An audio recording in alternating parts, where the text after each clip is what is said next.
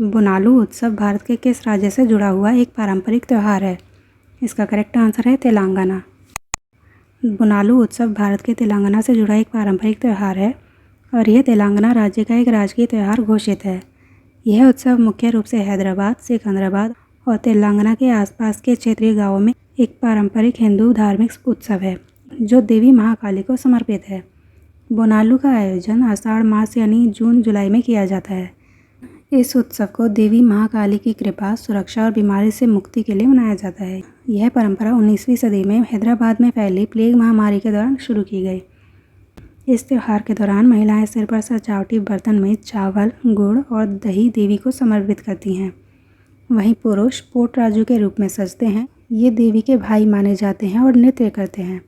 लोक संगीत, ढोल और पारंपरिक नृत्य उत्सव की शान होते हैं और इस त्यौहार से जुड़े महत्वपूर्ण मंदिर हैं जहां इस उत्सव को बड़े स्तर पर मनाया जाता है। उनमें शामिल है श्री उज्जैनी महाकाली मंदिर सिकंदराबाद, श्री जगदम्बा मंदिर गोलकुंडा किला और श्री लक्ष्मी मंदिर चिरकुल। शतरंज को जमीनी स्तर पर बढ़ावा देने हेतु top national players stipend scheme किस संस्था द्वारा शुरू की गई है? इसका करेक्ट आंसर है अखिल भारतीय शतरंज महासंघ। शतरंज को जमीनी स्तर पर बढ़ावा देने हेतु top national players stipend scheme अखिल भारतीय शतरंज महासंघ द्वारा शुरू की गई है। यह शतरंज को बढ़ावा देने की दिशा में एक ऐतिहासिक कदम है। 25 जून 2025 को इसकी शुरुआत की गई। इस योजना का उद्देश्य है भारत के होनहार युवा यानी अंडर 7 से अंडर 19 युवा वर्ग के युवा शतरंज खिलाड़ियों को सीधे वित्तीय सहायता प्रदान करना। इस पहल के तहत हर तिमाही में 60,000 से 1.5 लाख तक की सहायता राशि प्रदान की जाएगी जो प्रतिभाशाली खिलाड़ियों की पहचान कर उन्हें भविष्य के चैंपियन के रूप में विकसित करने हेतु मदद होगी। यह योजना भारतीय शतरंज पारिस्थितिकी तंत्र को मजबूत करने की AICF की दूरदर्शी रणनीति को दर्शाती है। यह भारतीय शतरंज के इतिहास में पहली बार है जब इतनी कम उम्र के खिलाड़ियों को एक संरचित वित्तीय सहायता प्रदान की जा रही है।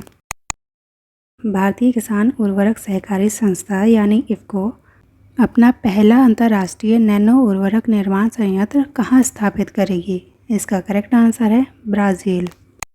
यह रणनीतिक पहल ब्राज़ील की कंपनी नैनोफोर्ट के साथ साझेदारी के तहत तय की गई है।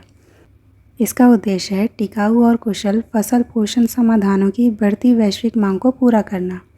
इस पहल के माध्यम से भारत की प्रतिष्ठित सहकारी संस्था यानी इफ़को वैश्विक स्तर पर नैनो उर्वरकों के उत्पादन में कदम रख रही है।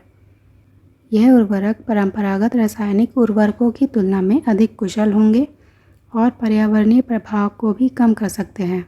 इस संयंत्र से मक्का, सोयाबीन और गन्ने जैसी प्रमुख फसलों की उपज बढ़ने की उम्मीद है। अप्रैल 2025 में भारत में प्रत्यक्ष विदेशी निवेश की कुल राशि कितनी दर्ज की गई है? इसका करेक्ट आंसर है $8.8 बिलियन। अप्रैल 2025 में भारत में प्रत्यक्ष विदेशी निवेश यानी FDI की कुल राशि $8.8 बिलियन दर्ज की गई है। वित्त मंत्रालय की मई के लिए मासिक आर्थिक समीक्षा के अनुसार अप्रैल 2025 में भारत के प्रत्यक्ष विदेशी निवेश यानी FDI प्रवाह में उल्लेखनीय वृद्धि देखी गई।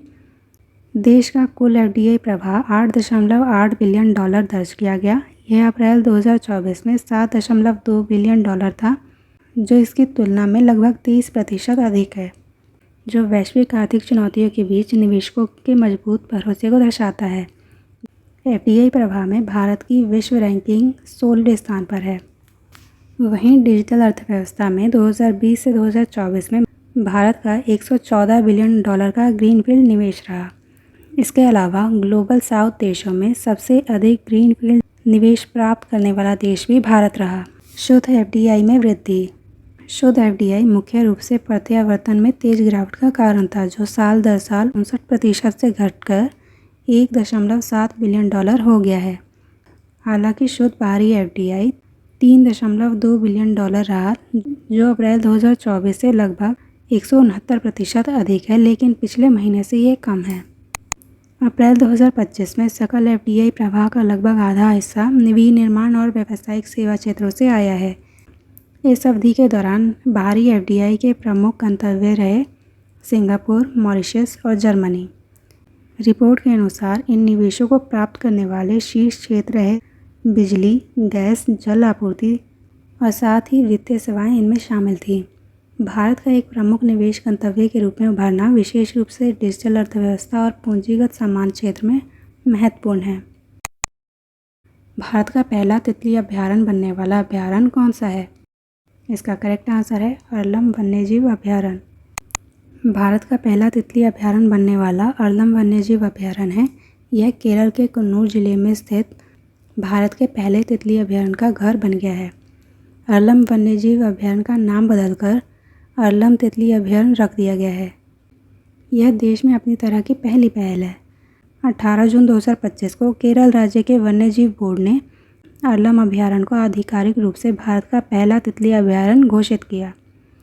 इसका उद्देश्य होगा तितलियों के लिए एक सुरक्षित आवास और प्रवास गलियारे की रक्षा करना, तितली संरक्षण के प्रति जन जागरूकता बढ़ाना और इको पर्यटन और वैज्ञानिक अनुसंधान को प्रोत्साहित करना, जिससे स्थानीय समुदायों और वैज्ञानिकों को लाभ हो।